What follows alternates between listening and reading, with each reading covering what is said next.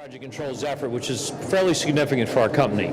We are listed on the Engineering News Record ranks. I think we're 45th largest construction manager in the United States and 29th largest program manager. And then my department supplies project controls support to all of our construction management operations, as well as supplying it to outside construction managers and owners and such. I've been in it a long time. I mean, I've been in it longer than some of the people in this room. I came up on the contractor side. My granddad and my uncle were builders, and so I worked as a carpenter growing up and worked into the business. Recognized early on that project controls is where all the power is in construction management. It's really how you make things happen. And all the big success stories that I've seen in my life have come out of the project controls effort. And that's what I see. I'm active in most of the, all the US-based project controls organizations and Planning Planet. And we're going to talk about that today a little bit. All right, so basically, and it's a couple of slides from last year, but the key to successful projects is effective project controls. And the quickest way to make projects successful is to get a world-class project controls effort in place. And that comes from a real adoption of best practices in the industry, which we're constantly writing. There haven't been any great products out there except in parts and pieces. All the organizations have various different products. And I have CIOB's new product out there on the table if you want to stop and look at it, as well as what we're doing for the Guild. But it's also about getting people trained, and that's a major issue. And my role at Alpha winds up including a lot of training. I do all of our internal training for project controls. I have a staff, so I don't necessarily do it all, but I set it up and I set the training regimen for everybody. But I also do it on the private side. And right now I'm currently training all of the General Services Administration construction managers around the country. The GSA for the federal government does just short of $1 billion a year in construction, different programs. And they're actually one of the better managed organizations, but they're paying us to go around and give a week's training to every regional office about construction management from a project controls perspective. So I do a lot of that type of thing and looking at best practices for the various organizations. And then maintaining the competencies at all levels. So the first question is just what does a world-class project controls effort look like? I mean, that's the question, and that becomes very important. It's having the culture, and if there's one thing that I discover in training and consulting and working with organizations, that when they do not do a great job with project management, it's always because there's not a project controls culture involved. There's not a corporate culture that everything starts from planning. And so the first major step to getting a world-class project controls organization is to get that culture in place. And there's lots of ways you can do that, and I do other training about that. And I got my business cards over there. If anybody has any questions or comments, feel free to give me a holler. The senior management has to buy into the culture, and that's a big deal. I mean, everybody knows that the project management team has to be part of the planning. If they're not part of the planning, it never really is their plan, and then you're in trouble. But it's more important than that. It's important that the company believes in it, that the government organization believes in it, that whoever is handling the governance for the operation that is managing the project is bought into the culture of project controls. So that culture requires all the individual disciplines to be integrated so that you have planning and scheduling and cost management, whether it's cost estimating, quantity surveying, supports the project controls effort, supports the planning effort. The whole document control and contract admin is a part of that. And then claims avoidance leading into management of the claims effort when there are claims. How many people in here are involved in construction in the business? Okay. How about, what are the other fields? Are you involved in IT or software? Okay. And other shipbuilding, boat building, plane building, other manufacturing type things? What else? What else are y'all involved in? Okay. Okay. Well, claims is a big deal in construction. And I know a lot of other groups, IT, you probably don't run into a lot of construction claims. What happens on the construction side, every time a project finishes late, somebody wants to be paid for that.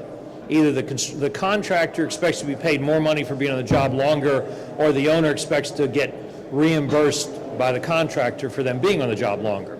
So every single time a project finishes late, it opens the door to claims. So that spawns a very technical level of need for project controls, and that's one reason I think construction's a little ahead of that in the world. And then all those disciplines working together takes a serious commitment to really have it integrated. So project management team has to be deeply integrated into the project controls effort. And in a lot of fields, project controls may not really be a separate effort. It may be project management has some project controls background, and that's all they need to make it happen. In the larger projects and in complex projects, it winds up being a separate specialty, and that's what makes it important. And it's all about the analysis and recommendations. When people ask me what makes a good scheduling effort, the single quickest answer I can give them is the ability to analyze, because the world is full of people that can provide reports about what happened. And I call those tailgate schedulers. The world is full of tailgate schedulers who sit on the back of the truck, they look at what happened on the project and report on that. But they don't do a lick of effort towards what's going to happen on the project. So that data of what happened is really important, but it's more important that it becomes a springboard for an effective analysis of where are we going and how we're going to get there. And so that's what really the project controls effort provides, is that. And then the interaction so that there's recommendations and some action that's taken. So the planning effort, early planning, master schedule, early cost, and studies show that the earlier you get involved with planning in time and planning in cost and budgeting and resource evaluation, the less likely you have cost overruns, and something to the tune of 10 or 15% better records when that happens. Constructability reviews to make sure that the project documents are efficient, make sure that the program suits the purpose, and then a formal scheduled development session which includes the team and winds up with some type of risk management effort, which is just vital to have that happen. Then the maintenance effort during the course of the project is all about having a process to maintain the schedule and the cost and review the entire project controls effort. So that has to include the feedback. It has to include trending analysis. And I see this as a really important issue because we run into this a lot. We have a number of roles where we work in an organization providing a project controls effort in parallel with the client or the owner's own project controls staff.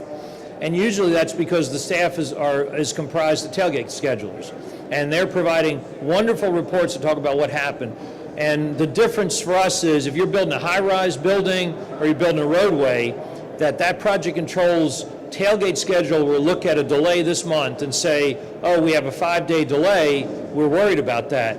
If you're doing the analysis, you'll look at that delay, you'll determine if that's endemic to the entire project, to every other mile of roadway, to every other floor. And then you'll say, well, that's a 5-day delay, but it's the same delay we're going to experience on another 20 floors. So now that 5-day delay is a big deal. And that's the power of project controls, is doing that analysis, understanding that whether you're in danger or not, and not just reporting current events and what's going on. So that trending analysis is where we keep the client out of trouble. It's where we get the projects done on time. And I have a lot of proof of this in my world, my life, a lot of studies that show it works. And then providing claims avoidance because of the construction risks. Early identification of problems, change management. A gentleman here that's an expert and certified in change, which I didn't even know was the certification, which is cool. But every project has change on it right now, as opposed to 20 years ago. In my era, where I grew up, you could build a schedule, hang it on the wall, drop a string down, move it ahead every day, one day, make sure everything behind the string was done, everything worked.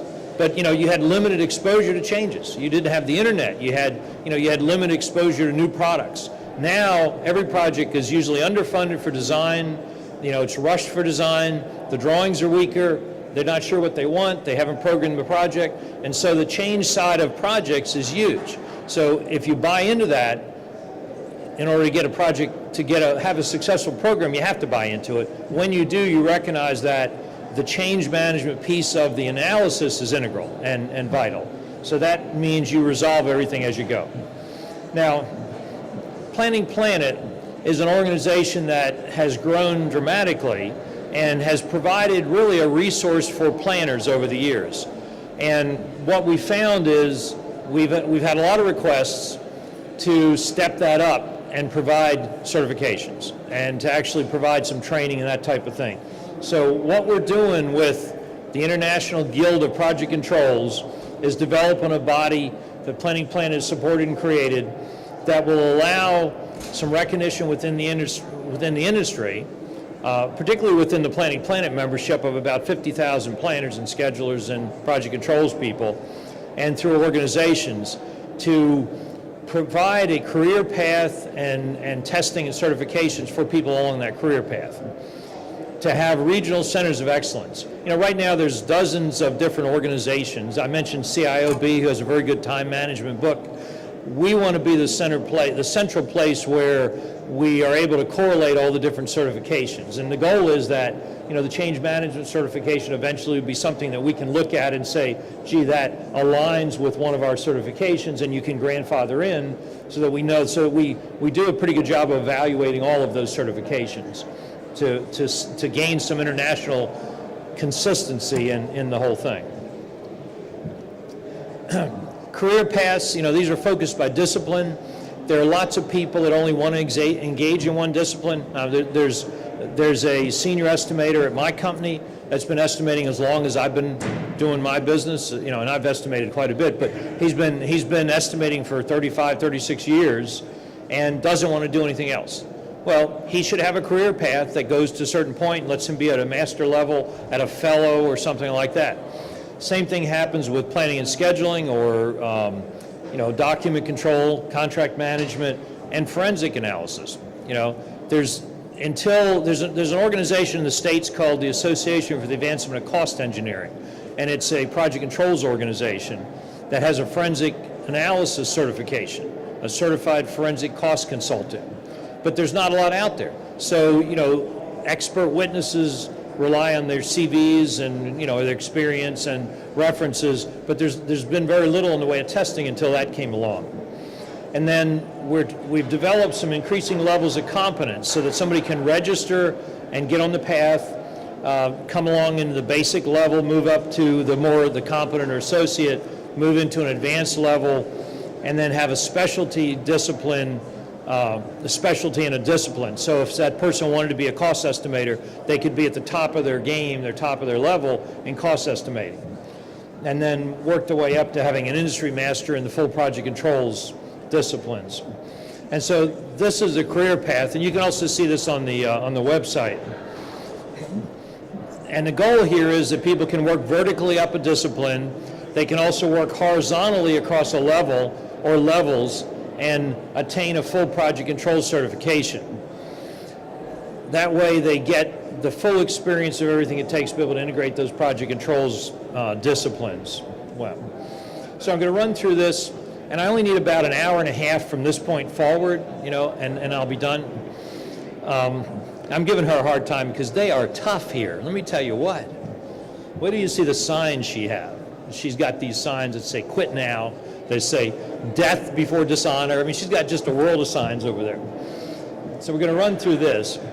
Where we are today, we worked really hard last year to get to the first phase launch. And we established the aims and objectives. We have the sort of management structure in place and people in place. We have the baseline standards underway, and I'm going to talk about them in a second, but career path identified, corporate support in place, and more coming, and we're getting a lot of support out of the corporate world, which is great.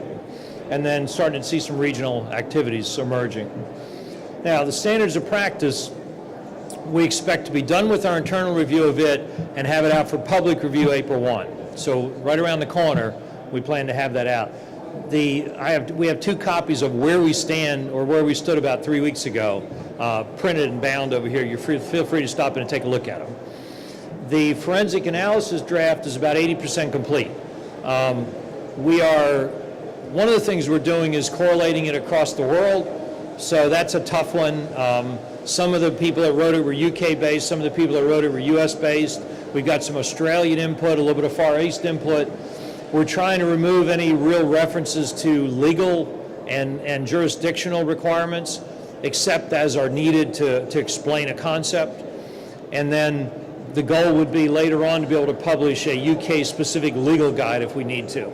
But we're not attorneys, so we're not looking to provide legal advice. But as you'll see, we're trying to make sure that it's useful to the planner. And the goal for these standards are that if somebody is a planner, they would be able to pick it up, read about something in there, and understand what's happening. If they're a client, they know what the services are that they're looking for. The cost management and contract admin document control, we're a little further behind on those, although they should go a little quicker. But we have leadership in place who are working out the table of contents, which we expect to have those out May 1, the complete organizational structure for the 2 manuals, and then we're building the teams, and then those will start in the editing, the writing. The goal, the internal goal for us is to have all the standards out for public review by August 1st. The membership levels, and this is after we have, we posited some initial levels, we put that out to the corporate world, to the membership, and have come up with these as the basic levels. You can sign up as a registered member, there's no test or anything else. There are some self-evaluations you can do on the website, but then as you work in, the first tested level is the foundation level, then competent, advanced, master or specialty, as I said, and then the industry fellow. And those will be the levels in place. The testing, there's obviously a world of knowledge about how you handle testing and certifications. Bloom was one of the early pioneers that talked about how you prove somebody really understands a topic, and that it starts with the comprehension and it moves all the way through to evaluating and then being able to springboard off of your knowledge and do something entirely different. And so we have worked through those, that taxonomy of educational criteria, and Bloom calls it the cognitive categories. And we're working with a testing agency that will take our work product from the standards of practice and turn that into the level testing and then provide testing. The goal for us is to review all the other accreditations that are relevant and figure out where they fall into our certifications, provide some support for that decision, working with those organizations, and maybe eventually have some reciprocal arrangement. For now, we want to be sure that we allow people in that have other certifications. For me, I have 3 US-based certifications. PMI is global, but kind of US-based. AACE is my other certification. That's primarily US, even though it's international. And so someone will be able to be cross-accredited and then work their way through the system and have the the guild certifications, and then at a discount. Obviously, certifications get expensive, and if everybody has to get paid for another certification, it gets really expensive. The goal is to be able to correlate all that. The steps for getting involved, you have to become a member of the Planning Planet first, and then there's an online experience profile. You can sort of work your way through that, through the assessment, and then request to join the guild.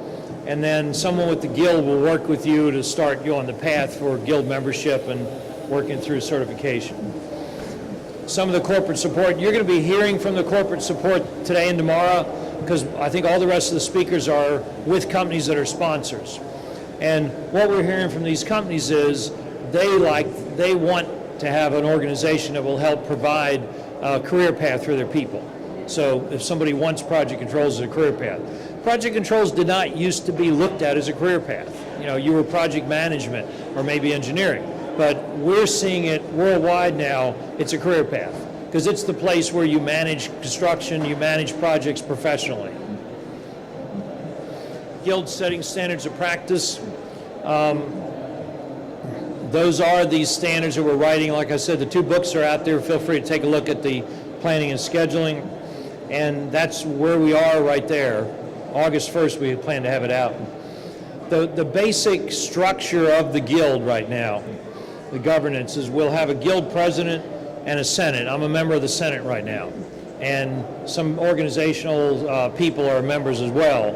And the senate really pulls together the goal, the long-term strategic plan.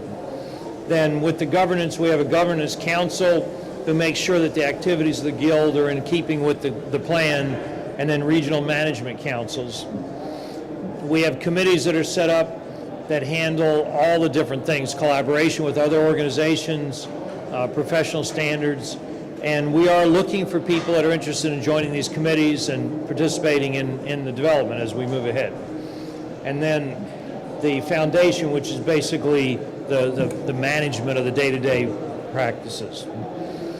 Headquarters right now is in the UK. The plan is to rotate the headquarters probably around the world every couple of years. And then there'll be the regional management councils. I know that the U.S. is growing by leaps and bounds. I think we have tripled our membership in the U.S. in just the last year. And Australia is a huge member. Far East has a lot of members. So it's gotten to be worldwide, and the goal is to continue that effort. The officers have to demonstrate a fair amount of experience in the business so that you're in a position to help guide the development. But we've got some really good people already involved. So this is basically that structure, an internal structure. Where's my timekeeper? I have all the time in the world now. You want to hear a couple stories as long as I have all this time? No, I'm actually doing pretty well. We are coming to the close of phase 2, which was to get basically the planning and scheduling document out and to have everything in place. And the end of this month, first of next month, we'll be at that point, and then we move into phase 3. And we haven't posted phase 3 complete yet, but I'll give you a brief overview of that. But everything that's underway right now is wrapping up the development and moving into the certification and getting those up and running. So just taking a quick look at the various documents, the planning and scheduling standards of practice provides a knowledge basis for certification. That's the case of all these standards. We have 6 levels inside the document that start out with planning and planning methods all the way through to a brief section on what it takes to analyze from a forensic standpoint. And like I say, take a look at the book, but just some excerpts out of it talking about sub-project interfaces and time and distance plans. We have some linear scheduling. And we have a lot of different things, more than you would normally find in a typical scheduling manual. Feed ladders, progressive feed ladders, analysis for forensic during the project. For me, I break up delay analysis into 2 things. It's either a delay that's been absorbed into the project, or it's a delay that has yet to be absorbed. And if it's been absorbed into the project, that's a forensic delay. It needs to be examined forensically. It needs to be researched and everything else. If it hasn't been absorbed into the project, that's a project controls effort. And that is providing some type of analysis to predict what are the ramifications of this change.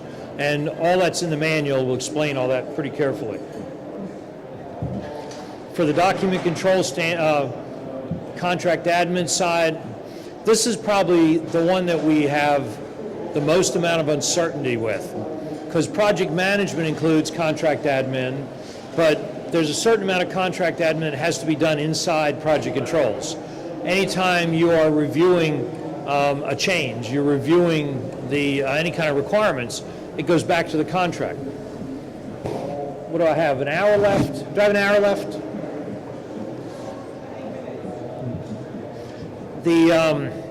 I've found the strongest project controls people are often those with a contract background. Because I know in my office, the kind of recurring theme when somebody comes with a problem, the quick question is, what does the contract say? And it's amazing to me at how many people don't start there. It's just amazing. I have clients that do that. I'll have a project manager on a $400 million project that will call up and say, I've got this problem, I need you to come out and talk about it. And my question will be, well, how does the contract address it? And he'll say, I hadn't thought about that yet.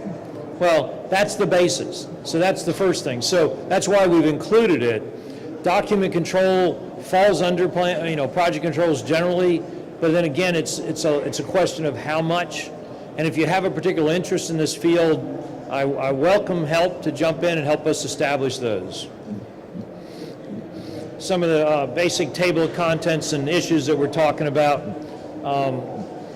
There's an organization in the United States called Construction Specifications Institute that certifies document control people.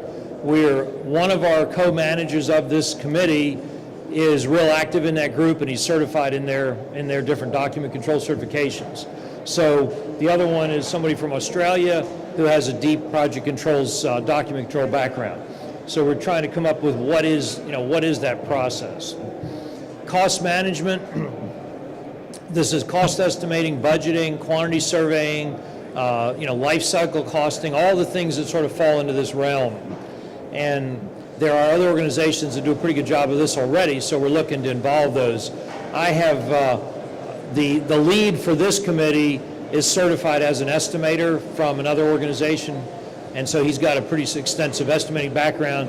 He also has a strong forensic estimating background, so that works out well there. The forensic analysis, for those, how many people in here have never been involved in a claim on a project? Never been involved in a claim. Okay, so everybody else has had some type of a claim. Anybody in here has testified in some formal dispute resolution? Okay, I can tell you that, and I have testified a fair amount. I don't like it very much. As I get older, I like it less. I liked it better when I was younger and I was looking forward to the fight. It was fun to go into a courtroom and bait the attorney, and now it's getting to be, I'm worried that I'm getting too old and I'll slip something, or it's just more aggravation. I was telling my wife, my patience is down. And part of the problem with this side of the industry is there's been no regulation. In the US, it's all case law driven, which in a lot of ways is lousy because a great attorney with a bad case has managed to get case law in place. A bad attorney with a great case has managed to lose cases. And so, we see the direction of case law in the United States weaves back and forth between final determination from the courts. It eventually gets to a pretty good place usually, but along the way it's bumpy. And so you can go across all the different states and look at results from cases, and they're scary at times. So other places in the world, we do a lot in the Middle East. I like the way they arbitrate in the Middle East. The process seems to be more straightforward, more fair, more oriented towards trying to solve the problem. A lot of times in the U.S., it's oriented towards the attorneys playing games, and that's my problem with it. But once you start testifying, you realize how important every little thing that you do along the way can be. And I see myself as a really good scheduler because that's been a big part of my life for a long time. When I was younger, I was a scheduler in a high-rise building for a contractor, and I thought I was a great scheduler then, and I still think I was a pretty good scheduler. But one of the things that happened on that project, whenever I do high-rise construction work, scheduling, usually the form work is a big cost. Whatever this form system, whether it's a manufacturer system they buy or wood hand-set forms, it's still a big chunk of materials. And so if it's rental forms, the goal on the project is to get it off the job. So as quickly as you can, release the form work and send it back to the rental company, you can make money. And those projects can run $100,000 a year in rental. So, being on the job for another couple of months can be a big chunk of money. So it can have a huge impact on the bottom line. So when I scheduled high-rise work, you would have, set form, reinforce, blockouts and various things, but there's a final activity at each level for each component that would be remove formwork. So it would be strip formwork. In the lower levels, you would strip the formwork and move it to another level. At some point, that formwork would be released from the job and would go back. And so what I would normally do would be put a couple of activities at the end of the schedule that would say, ship first, third levels of formwork back. So as you work your way up and you don't need it, you'd start pulling off the job in a couple of big chunks. Well, I had a project when I was about 28 where I had asked the project management team repeatedly for what is the flow of formwork. So we knew a lot of it. You knew that the elevator inside formwork was going to move to another elevator inside form. But as I got closer to the top of the building, there was a lot of formwork that didn't have a place it needed to be. And so normally I would sequence that throughout the job, and then I could figure out when something's really done. So I'd been asking for that for months and was not getting it. Ultimately, we published the schedule as a baseline without linking those final strip formwork activities because I was waiting on answers. My excuse, I was waiting on answers. And so we submitted it, owner approved it, we built the project. Later on, we had a conflict with the rebar subcontractor on the job. And we went to litigation and I went up testifying and I got to sit on the stand while the attorney, under advice from his scheduling expert, asked me a lot of very uncomfortable questions like, is it good practice to leave open-end activities that don't have successors? No. How many open-end activities would you guess you have on this project, Mr. Carson? I would guess 140. Well, Mr. Carson, do you consider that to be good scheduling? 140 open ends, my God, that network doesn't work.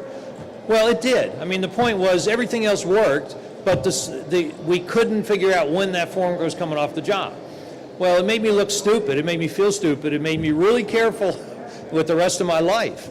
But that's what happens in the litigation side. And once you start testifying, you get your ears pinned back very quickly over common little things that you do that might be shortcuts, that might not be very important. What we're trying to do here is set some standards. And one of the reasons that that part of the industry has been awkward is that there have been no standards. Anybody could set themselves up as a claims consultant. You know, you can have a copy of scheduling software, you can go out and say you've done it before, you can have a couple of jobs, and then all of a sudden you're an expert. And I have sat across from too many experts that really didn't know what they were doing.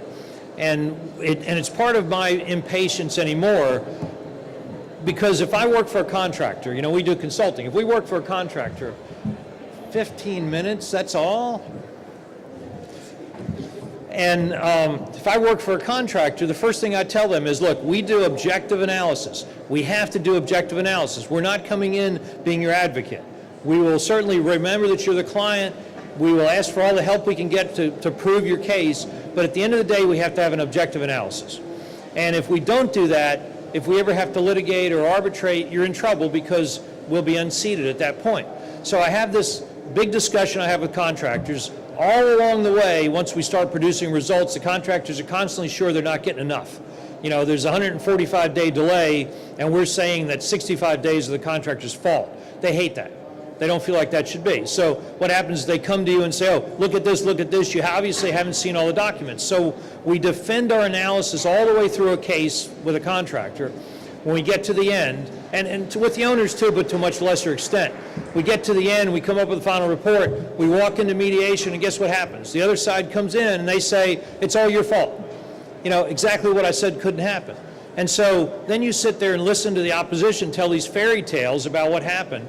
And I had one mediation on a big claim where I said, in this one period, this 1 month period, there's 22 days of delay, and we found that 18 of those days are your client's fault. And I have 12 documents that support that. And the other side says it's all our fault, and I would ask them, how many documents do you have that support your position? And then they launch off into this little story. You know, at the end of the story, I say, I have one more question for you. Can you show me one document that supports your position? And then they launch off to another story. When they get done with that, I say, I have just one final question. Can you show me one document that supports your position? And at the end of that discussion, then I can say, you have no documents to support a position. So it's totally your opinion with no document support. That's why I'm involved in this. And so that's what we're doing with the forensic side, is writing those documents to get some standards in place. We're fighting through it with experts. This is probably the most contentious of any of the standards, because we all have our own belief systems, and there is a bit of a difference between the UK and the US in this area, but it speaks all the way through to expert reports and everything else. The Guild is going to have training for the standards of practice that will follow those. Now, the certifications will require a lot more than just memorizing the book. There's huge experience requirements, there's huge references and everything else, but the standards will have to be met. And we are pretty deep into those right now. We are working on collaboration. I know that Theo is working and collaborating with some of the UK groups. I'm working with AAC International in the United States to have a collaboration agreement. They do a great job. They have a lot of free products on their website related to project controls. They're called recommended practices. If you go there and register for no cost, you can download them. They're good stuff. PMI, we had the College of Scheduling. It has now rolled into the scheduling community of practice. We are writing best practices and guidelines, and I just finished my edit of it. So at the conference in May, we're going to release the public draft for that. You'll find similarities because I've got a lot of common authors in an effort to make sure that there's a good common, mindset on these things. And then we're working on the schedule impact analysis and collaborating. In fact, PMI is doing a role delineation study for their scheduling certification, and I'm on the task force for that. And we are talking about using Planning Planet to help provide survey results for that. Plans to collaborate with all the project controls industries at some point, so we can become an international center. Phase 3 is producing all the standards for public peer review, trying to get through those and correlate that and wrap up final documents, get the first version of the certification exams out, get the training set up to come right behind that, and then issue certifications. So, roadmap to world-class project controls runs through the International Guild of Project Controls. 8 minutes left. That's hard to believe because I feel like I'm almost out of time. It's incredibly valuable for practitioners and employers, and it will be the roadmap. It's on the roadmap. We're looking at offering other products like having the Guild supply certification, review and certification of schedules, review and certification of estimates, so that a company could say, I had my baseline schedule. We could do processes and we can do products. So we could do, a company could submit, here's my schedule update process, and the Guild will review it, make comments, make recommendations. When we're happy with it, we would provide a Guild stamp of approval on the process or on the product. So that's where we are. And I finished on time. Any questions? I'm going to be at the table with the other people over there. Feel free to stop in, take a look at our